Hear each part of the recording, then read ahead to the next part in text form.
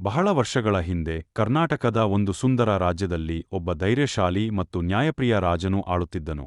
ಜನರು ಅವನನ್ನು ಕನ್ನಡದ ರಾಜ ಎಂದು ಪ್ರೀತಿಯಿಂದ ಕರೆಯುತ್ತಿದ್ದರು.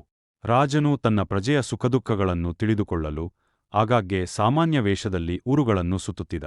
ಒಂದು ದಿನ ರಾಜನು ಗ್ರಾಮಕ್ಕೆ ಭೇಟಿ ನೀಡಿದಾಗ ರೈತರು ನೀರಿನ ಕೊರತೆಯಿಂದ ಸಂಕಷ್ಟದಲ್ಲಿರುವುದನ್ನು ಕಂಡನು.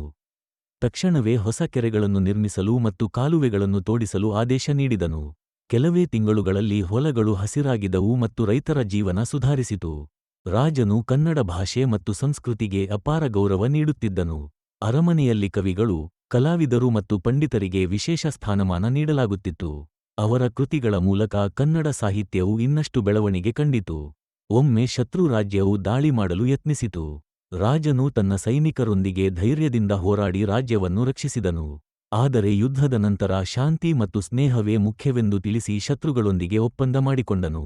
ರಾಜನ ನ್ಯಾಯ, ಕರುಣೆ ಮತ್ತು ಜ್ಞಾನದಿಂದ ರಾಜ್ಯವು ಸಮೃದ್ಧಿಯತ್ತ ಸಾಗಿತು.